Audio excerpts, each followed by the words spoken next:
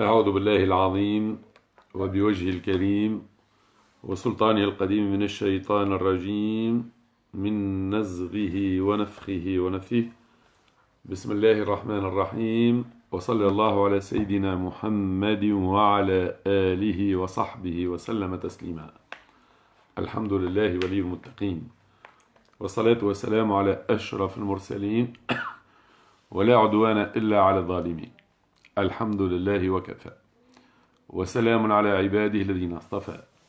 الحمد لله الذي لا تطمئن القلوب إلا بذكره، والصلاة والسلام على من لا تسعد البشرية إلا باتباع هديه صلى الله عليه وسلم. إن الحمد لله وحده نحمده ونستعينه ونستغفره ونستهديه ونتوب إليه ونؤمن به ولا نكفره، ونعوذ بالله من شرور أنفسنا ومن سيئات أعمالنا.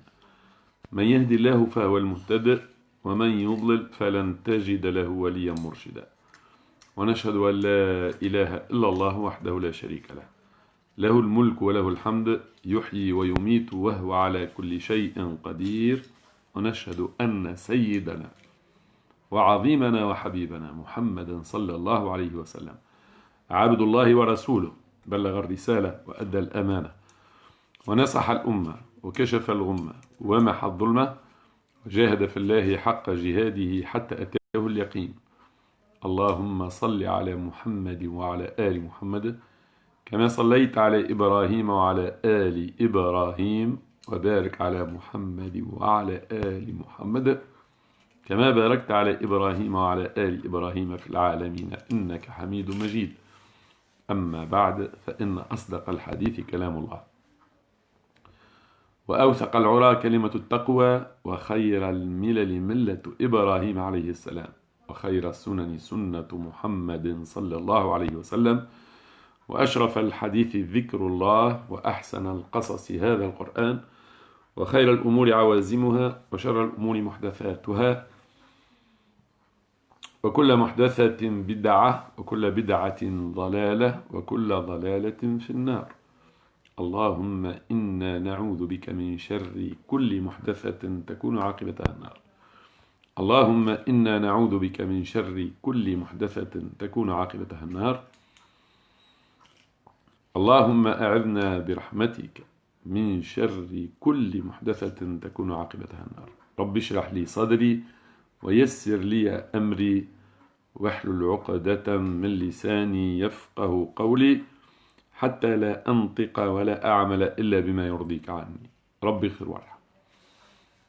تجاوز عما تعلم، إنك تعلم ولا نعلم، إنك أنت الأعز الأكرم. اللهم لا علم لنا إلا ما علمتنا، إنك أنت العليم الحكيم. اللهم علمنا ما ينفعنا، وانفعنا بما علمتنا، وزدنا علما. إخوة الإيمان والإسلام، أحييكم بتحية الإسلام، السلام عليكم ورحمة الله وبركاته. كثيرا ما يقال الوقاية خير من العلاج. الوقاية خير من العلاج، صحيح، هذا يطبق على كل شيء. باقي أنك تحتاط خير من اللي تقع في مشكلة وتقعد من بعد تقاسي فيها. من جميع النواحي تتكلف أغلى، على المستوى المادي، على المستوى الصحي، على المستوى الأخلاقي، على جميع المستويات. ماذا بيه واحد قبل ما تحدث الكارثة يتدخل، وذاك اللي عبرت عليه أنا بصفارات انذار. سبحان رب، مو بكلنا ما كناش نعلمه، والحمد لله ربي علمنا. كي يتعلم واحد ماذا به يعلم غيره، على خاطر كل حاجة تعطي منها تنقص، والمال في سبيل الله. العلم تعطي منه يزيد، بنا مفهوم العلم تعطي منه يزيد، ما يتسمى علم لما يرسخ في المخ. هو باش تعلمها لازم واحد عاودها برشا مرات برشا مرات برشا مرات، المعلومة رسخت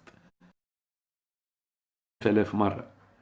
كيف يجي باش يعلمها لغيره باش يعاودها مرة أخرى، من 3001 تخليها تقعد المعلومة 3000 مرة برك. هذاك كيفاش بالمعنى الحقيقي مش مجازي.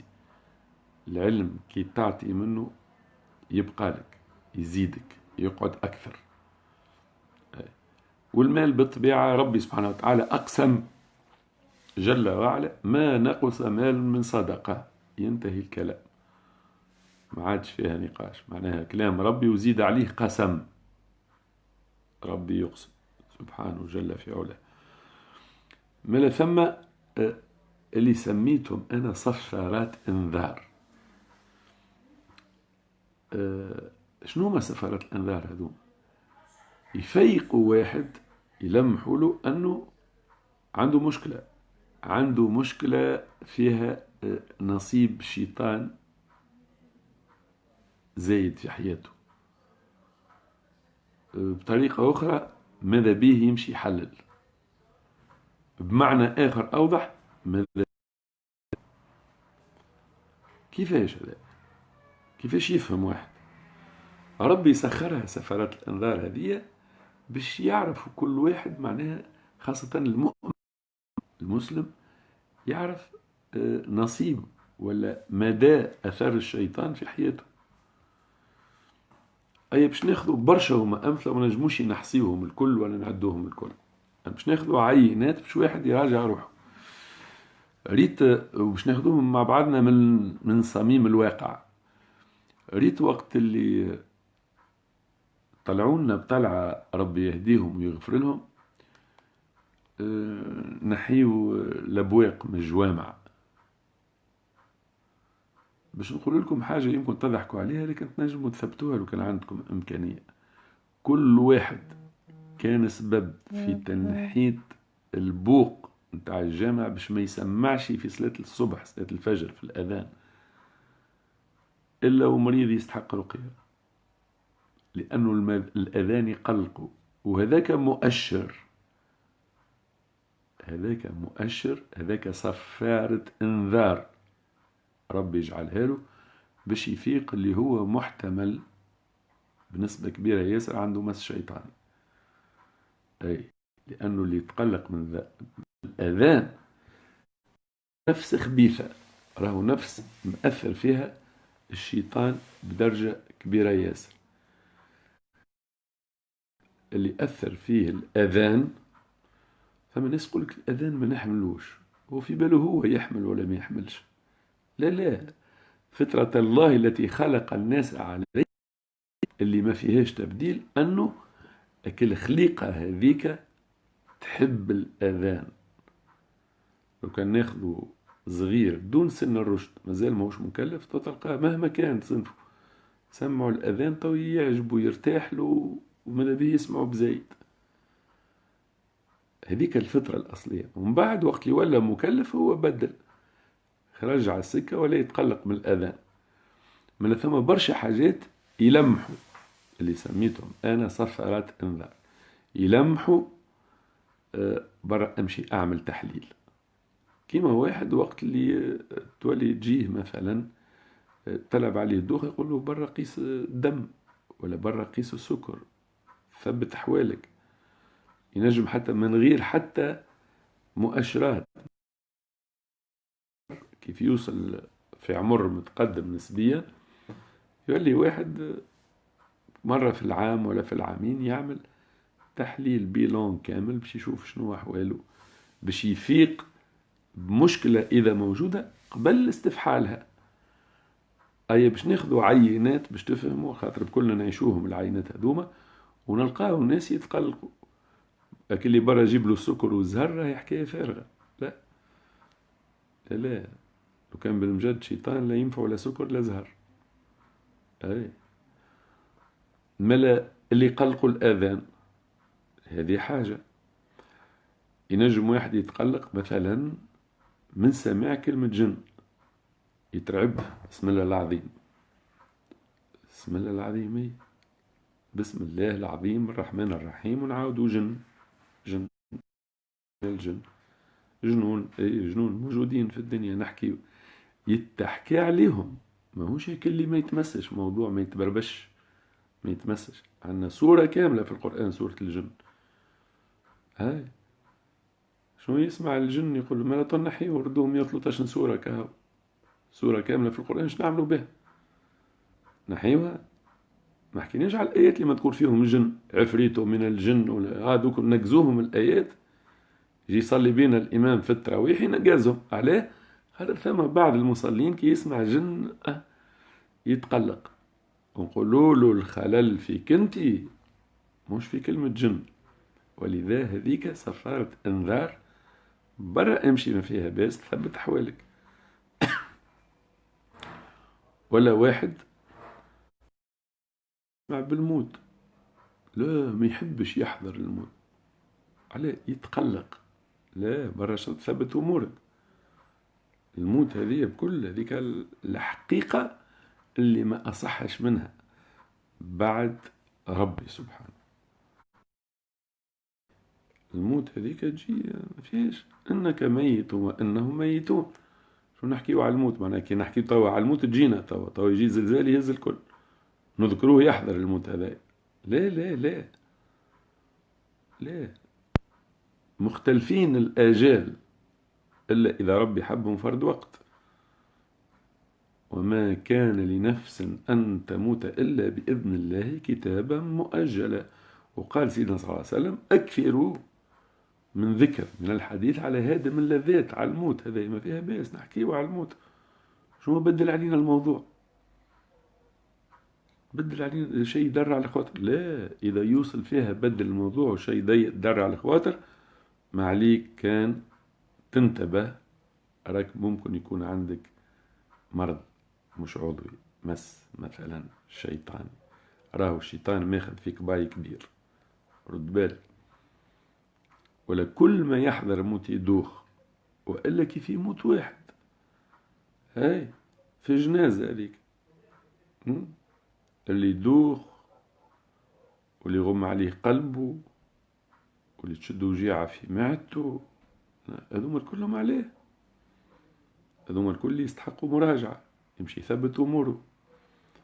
باقي الرقية الشرعية هي اللي هذوما أعراض ترجح احتمال الإصابة، والرقية تأكد ولا تنفي. وبرشا حاجات كي من هكاية زاد، الأذان، القرآن، ساعات الرجل الصالح أو المرأة الصالحة. قال سيدنا صلى الله عليه وسلم الأرواح جنود مجندة، ما تعرف منها ائتلف وما تناكر منها اختلف.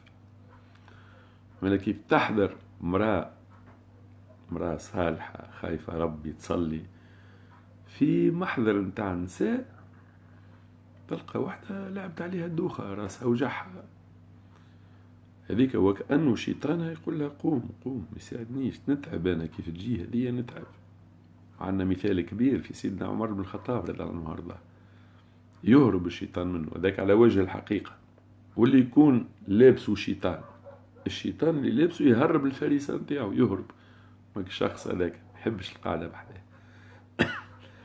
خاطر يخاف لا ينزع منه هاك الشخص هذاك، تواتيه أمر بمعروف، نصيحة، نهي على منكر، يسمع كلامه يدخل عبارة على تخل في حرب مع الشيطان هذاك حتى لين يقلق ويدرع له ويهجو. هذاك علاش يتقلق. ثم حاجة أخرى في الماكلة، ياكل ديما ما يقولش بسم الله. إذا كان يذكروك برشا مرات وانت تنسى، ثم احتمال يكون راهو الشيطان ياكل معاك. استانس توكل فيه معاك. أي يا غلام سم الله وكل بيمينك وكل مما يليك. قال أنا ما نجمش راهو ناكل كان باليسار. قال له جرب كل باليمين وشوف تجيبهاش في عينك، كان جبتها في عينك برا امشي بدل كل باليسار. أما كان تجي في فمك لا تسمع كلام الطبيب لا حد شيء، اللي يقول لك لا هذاك على خاطر مخه مقلوب والآخر ندرى شنو، وكي يعمل هكاك تولي له عقدة نفسية ولا يخليه بطبيعته. لا لا مش صحيح، يتعلم ويولي ياكل باليسار. لو كانت تقص يده هذه تو تجبر باش يستعمل الأخرى، وقتها تولي لا وما عادش فيها لا نفسية لا حتى شيء، ما لحسبها مقصوصة أنت. معناها حتى الحلول ربي يهديهم اللي يعطيو فيهم بعض الأطباء النفسانيين. صغيرك أنا سمعت من النصايح أنه كل يقوم يمشي في الليل ما تكلموش، لا ما تكلموش ما تلعبوش، مش باهيله لنفسيته. يقعد 10 سنين وهو يقوم في الليل يمشي. أنا نقول عكس ذلك، هذاك احتمال كبير يكون حلم من الشيطان تعدى للتطبيق، خرج على كل في مخه بركة، لا خرج على الفعل برا، هذاك شيطان، حلم من الشيطان على وجه الحقيقة. سمي بسم الله واعطيه شحطة ورجعوا لبلاصته، انتهى الأمر ما عادش تتعاود. جربوها. اللي يبداو خايفين ولا خايفين على نفسيته تدخل عليهم جوانح فرطته، نفسيته كي تمس انت جوانح فرطته ساي ما عادش ينجم يطير مسكين. هذوما مفاهيم غالطة تجيب لنا حلول بالطبيعة غالطة. اللي حكيت عليه برشا مرات، يمشي وهو نائم ولا المشي وهو نائم، سومنومبوليسم.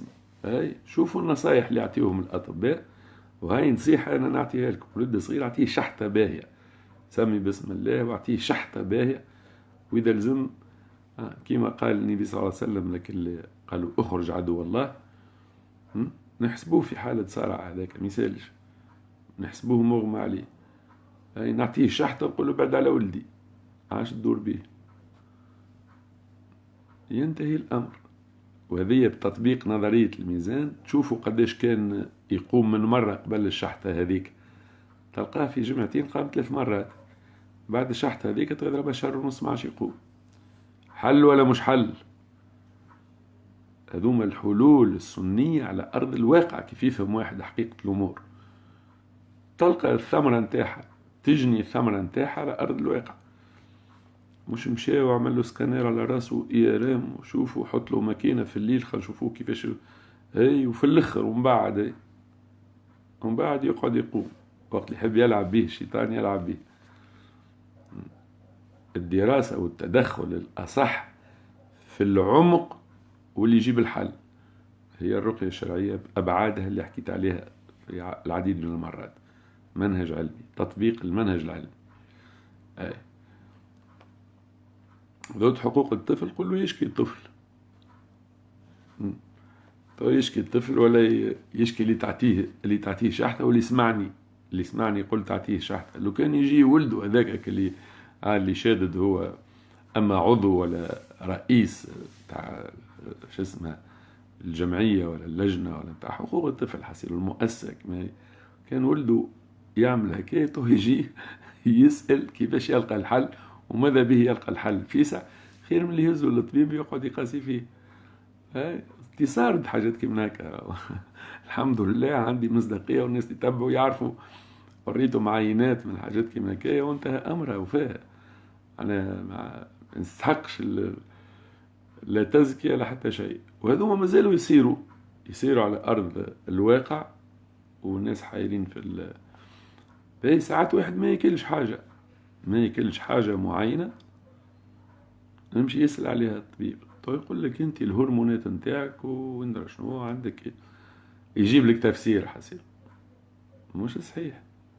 برشا حالات يعمل رقية يرتاح من المشكلة هذيك، يرتاح من أعراض أخرى كان يشكي منها ظاهرة، تتنحى هذيك، يولي ياكل اللحم العلوش ولا اللحم الدجاج اللي كان محرم عليه ما ياكلوش جملة، سميها تخزر عليه، خذا عليه عين، خذا ندرى شنو. الرقية الشرعية حل باش يولي ياكل اللي يتاكل، الحلال اللي يتاكل. مالا كيف واحد يلقى روحه ما يحبش ولا ما ياكلش حاجة والأصل فيها حلال، لأنها تحط نقطة استفهام، هذيك سفرت انذار. ثبت روحك، اعرض روحك على الرقية الشرعية. نعم. ثم ناس ما يحملوش يقعدوا في الظلام، شنو المشكل؟ ربي قال وجعلنا الليل لباسا وجعلنا النهار معاشا، وفي آية أخرى قال وجعلنا السكنوا فيه، لتسكنوا فيه. وقال لك ومحونا آية الليل. الليل ظلام، ظلام معناها الخليقة الطبيعة اللي خلقها ربي الكون هذا، حتى الليل فيه ظلام. أي شنو ما يتعاشش، اللي خاف من الظلام فما حاجة زايدة، يعني الأصل فيه الظلام يجي ونعيشوا ظلام. كيف يجي الضوء تشرق الشمس وتجي النور نعيشوا النور. هذه أمور عادية. وقت اللي واحد يولي يتقلق من حاجة منهم، أكثر احتمال أنه خرج على الحاجة العادية ولا ثم دخل للشيطان في حياته. وهذوما الاحتمالات ما حطيتهم أنا لما لقيت الحلول لبعض الناس كي من هكا بالرقية الشرعية، وذور عندهم أمراض غير عضوية. ما هذوما راو ينبهونا. ولا واحد يجبد حديث للنبي صلى الله عليه وسلم، يجبد حديث الآخر أي ولا تجيه كي دقة في جنبه ولا شنو هي العلاقة. قلوا إذا كانت كثرت عليك هذيك راو ينجم يكون ثم شيطان في الموضوع. مالا هذوما يرجحوا الاحتمال، باقي ما نجموش نأكدوه الاحتمال، لكن يرجحوا الاحتمال. والرقية الشرعية تأكد ولا تنفي. لهنا نحب نحكي على نعاود نذكر بالمنهج العلمي للعلاج بالرقية الشرعية. قلت لكم يعتمد 5 مراحل. المرحلة الأولى تجميع الأعراض والبحث فيها بدقة. هذه كيف نطبقوا المنهج العلمي.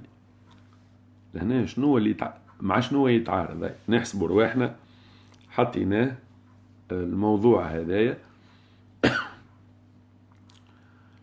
مادة تدرس في كلية الطب.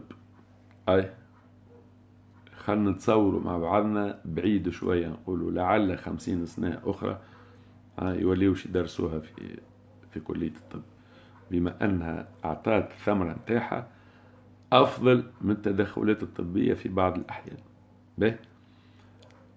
نقولوا طلبة كلية الطب باش يفهموا شنو هو المنهج العلمي للعلاج بالرقية الشرعية. نقولوا من المرحلة الأولى تجميع الأعراض والبحث فيها بدقة. شنو اللي باش يعترضوا فيها؟ شنو اللي باش يقولوا فيها دجل ولا شعوذة ولا هزان ونفضان ولا كذب ولا شنو يصير؟ شنو هما الأعراض؟ يقريوا فيها بالفرنسوية مبروك. Quels sont les symptômes? Les symptômes dont souffre ce patient. هالوليد ولا هالمرأة ولا الراجل هذا شنو اللي يشكي منه، وندقوا في البحث. نجم نكلفوا بها طبيب هذه ويباهي يشوف لنا شنو الأعراض اللي يشكي منها الكل. بعد ما يقيد الأعراض اللي يشكي منها بدقة، واللي تتكرر منها واللي تجي مرة في القداش واللي تجي في وقت معين، واللي كيف نبحثوا في الأعراض هذيك بدقة، طبعا نتعداو للمرحلة الثانية هي تهيئة الأرضية. سميها بريباراسيون دو تيران ولا، لكن هذه في اتجاه معين، في اتجاه عقائدي وسلوكي. قلوا احنا مسلمين، ماذا بينا ننصحوه هو كمسلم باش يطبق دينه،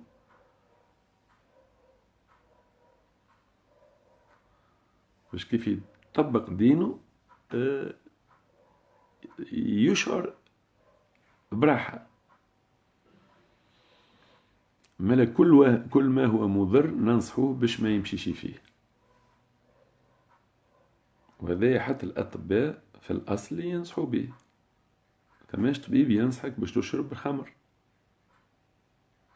قداش من حادث صار وحادث قاتل من جراء شرب الخمر.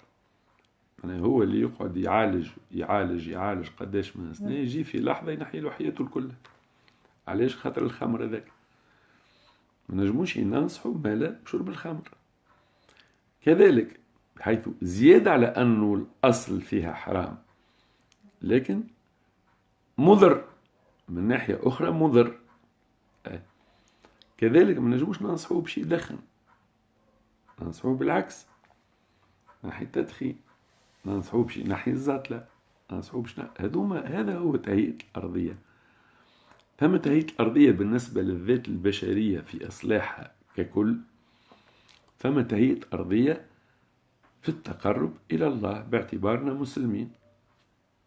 باش ضريته أنا لو كان نقول له صلي عايش ولدي ولا عايش بنتي، صلي وراك تبدأ تصلي تعاونك الصلاة. ربي قال واستعينوا بالصبر والصلاة، وربي قال بلاش صلاة يسلط عليك شيطان، ومن يعش عن ذكر الرحمن نقيض له شيطانا فهو له قرين.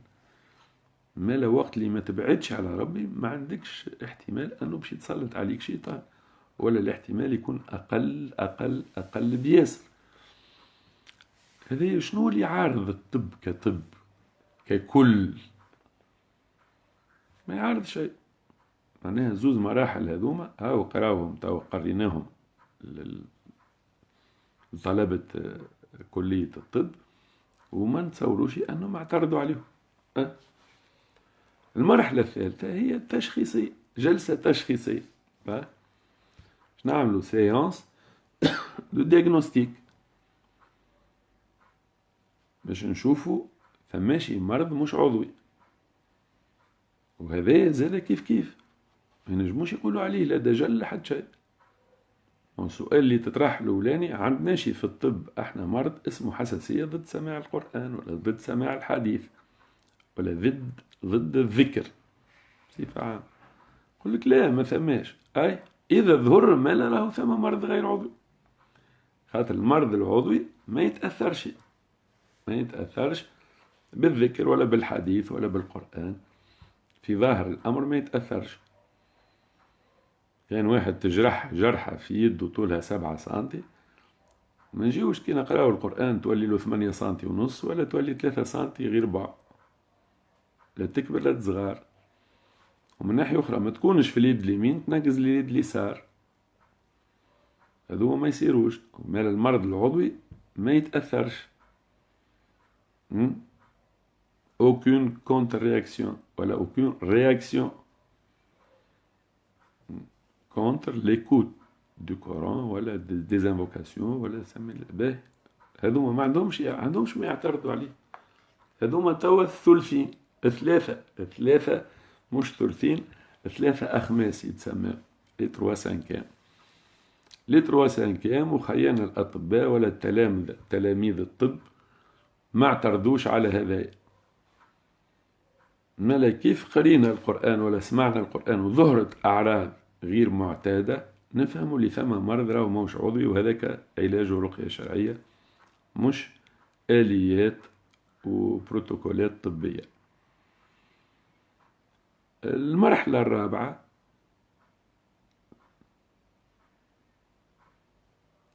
الرابعة هي وضع برنامج علاجي نسبيا غير مكلف، وفيه شيء من الغرابة بالنسبة للي ما عندوش علم. مثلا الاغتسال بالماء البارد هذا حتى ولو في الشتاء يقول لك علاش أنا مبنطط في روحي. نقولوا له هذا على خاطر احنا قلنا برا نطبقوا كلام ربي اللي قالوا لسيدنا أيوب عليه السلام، قال له هذا مغتسل بارد وشراب. هيك مغتسل بارد وشراب قطع نظر على الطقس. بالطبيعة مش يصب الماء البارد ويخرج يتفروح يتبنطط يوحلها في الراقي، لا، قولوا تاخذ احتياطاتك تنشف مليح وتقعد في الدار. والماء البارد هذاك اللي باش يستعمله ماهوش الماء اللي فجروا ربي لسيدنا أيوب عليه السلام، ما نعرفوش عليه وين هذاك، ماهوش ساهل باش نخلطوله، ونجم يكون العين هذيك اندثرت، نجم يكون فجرها لي هو بصفة خاصة. لكن الحكمة، وهذه مسألة فقهية زادة، مش الماء اللي فيه شفاء، لا، ربي اللي جعل في الماء، جعل من الماء كل شيء حي وجعل فيه شفاء. سيدنا أيوب يجعل في الماء الآخر شفاء كذلك كما في ماء زمزم. وإلا إذا تعذر علينا الماء زمزم كذلك نأخذ الماء العادي نقرأه عليه ما تيسر من القرآن ونستعملوه كما الوصفة الربانية اللي أعطاها لسيدنا أيوب عليه السلام، مغتسل بارد وشراب. شنو عندك ما تعترض أخي الدكتور؟ ما عنده ما يعترض حتى شيء. وهذه المرحلة الرابعة. إيش مازال عاد الخمس كهو. الخمس يتمثل في جلسة تقييمية باش نشوفوا الوضع وين كنا وين أصبحنا. إذا كان ظهر على أرض الواقع تحسن للحالة، والتحسن بالطبيعة ينحصر في الأعراض اللي كان نقصت من ناحية الكثافة ولا من الحدة نتاعها. إذا كان نقصت الأعراض معناها تماثل إلى الشفاء، انتهى الأمر. هاو ما اعترض حتى واحد من خيالنا الطب. علاش نسميه الرقية الشرعية شعوذة ودجل ومش صحيحة وكذب وبرشا حاجات خايبة عليه؟ هاو بكل بساطة عرضتها لكم، ونشوفوا الحالات كيفاش تتماثل للشفاء. آلاف الحالات تحسنت وبرات والحمد لله. واللي ما لقاتش حتى فايدة في الطب لا العصبي ولا النفساني للأسف. هنا بالمنطق البسيط نقول المنطق الإصلاحي، المنطق الإنساني، كي نحكيو على حقوق الإنسان ما نحرموش الإنسانية من العلاج بالرقى الشرعية ما دامها نافعة، أقل تكلفة، وفي بعض الحالات العلاج الوحيد لبعض الأمراض. ساعات يكونوا 3 ولا 4 بروتوكولات علاج، يولي واحد يشوف الأنسب له، الأسرع، الأرخص. لكن في بعض الأحيان تلقى العلاج الوحيد، ما ثماش علاج آخر للمشكلة هذه، الرقية الشرعية فقط. وقتاش نعملوا؟ ما نجم يعملوا حتى شيء، نمشيو للرقية الشرعية. من هذا كما قلت توا وفيها شوية تحدي معناها للطب كطب، لأنه هذايا طب وطب نبوي. نجم نقولوا زادا لو كان الرقية الشرعية تتقرر في كلية الشريعة ولما لا، وبنفس المنهج هذايا. شنو اعتراض أي مسؤول في كلية الشريعة على تعليم الرقية الشرعية بالمنهج هذا؟ شنو اللي تعتمد 5 مراحل؟ والمرحلة الأولى تجميع الأعراض والبحث فيها بدقة. شنو عارضت معلوم من الدين بالضرورة؟ عارضت أصل من أصول الفقه؟ بالعكس، هذا ناس تخلي الناس معناها هذا منهج يخلي الناس تكبش في دينها. ومن بعد تقول له بعد تجميع الأعراض والبحث فيها بدقة تهيئة الأرضية باش تأمر الناس بالصلاة، مش أمر بالمعروف ونهي عن المنكر. وأمر أهلك بالصلاة ادعو إلى سبيل ربك، مش فيها أمر معروف ونهي عن المنكر، وهذا ممدوح في ديننا ويثاب الفاعل نتاعو. شو المشكل؟ حيث في صلب المنهج الدراسي نتاع كلية الشريعة. المرحلة الثالثة هي جلسة تشخيصية، شوفوا عنده مرض عضوي ولا مرض غير عضوي. إذا عضوي نوجهوه يمشي يداوي عند الطبيب، وإذا ما هوش عضوي يعالج بالرقية الشرعية. وبينت كيفية التفرقة بين مرض عضوي ومرض غير عضوي. الرابع هو برنامج علاجي مدروس خاص بالشخص هذاك حسب الظروف نتاعو، يمشي فيه مدة معينة. والبرنامج العلاجي ما يخرجش على كونه فيه إنصات للقرآن بالطبيعة، بعد المحافظة على الصلاة والأذكار، الوضوء، مدة معينة يوميا لسماع القرآن ولا تلاوة القرآن، واغتسال بماء قاري عليه قرآن الراقي هذا، ويشرب من ماء قاري عليه قرآن. حلت مشاكل كبيرة معناها حتى أمراض جلدية مستعصية وتوجدت فيها حلول، وبراو الناس وفرحوا معناها، وشهادات موجودة موثقة للأمانة العلمية. وإذا كان يطلبوني أنا شخصيا سواء كلية الشريعة ولا حتى كلية الطب، مرحبا يتفضلوا ناقشوني في المسألة هذه. على كل، علاش ما نتعلموش، وعلاش ما على الأقل كيف يجي من الطلبة نتاع كلية الشريعة يوفقهم ربي ويتخرجوا وبعد يكون مؤهل للخطابة ويطلع على منبر يخطب في الجمعة ولا في العيد، ولا ينجم ما يمنعش من سؤال من الأسئلة هذه. عندي ولدي ولا بنتي يتصرع ولا يدوخ ولا تجيه أعراض كي من هكايا رعشة مش ربي قال في القرآن شفاء؟ قالوا كيفاش نعمل باش نعالج ولدي أنا من الحالة اللي هو فيها؟ كيف يشوف الولد ولا يشوف مقطع مسجل لك الولد هذاك، برشا أئمة وما يتلامش عليهم على خاطر ما عندهم شي علم على غالب، يقولوا لا هزوا للطبيب. لهنا وصارت نوريهم بعد المقطع هاو برا، الشخص هذاك هو بيده ولا الطفلة هذيك هي بيدها، هاي برات والحمد لله. هذه راهو برات باللي في القرآن وفي السنة، ولكن انت ما عرفتش تستعمله وما دليتناش ليه، مش بالمشي للطبيب. هذا اللي ان شاء الله يتفهموه بكل أريحية. راهو عنا كنز في السنة قابل للاستفادة منه، قابل للتطبيق، ما هيش سلعة بيريمي وفات وقتها، لا مش صحيح.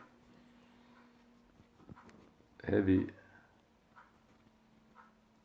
بضاعة المفعول نتاعها على مدى الزمن، أي لا ينفد، ما عندهاش وقت وصلاحية وانتهت وما انتهتش، لا موجودة. وبالمنطق البسيط هذايا والعينات موجودة، معناها لو كان يمشي راقي من الرقى المصحة ولا حتى قسم أمراض نسميوها نفسية عصبية، وتلقى فيه 10 من الناس ويسمعهم سورة البقرة مثلا، تو يظهروا 3 تظهر عليهم أعراض، ينجم يقول هذوكم راهو بإذن الله الرقية الشرعية ما يستحقوش باش توجدوهم، والباقي ما إذا قعدوا مش مشكل.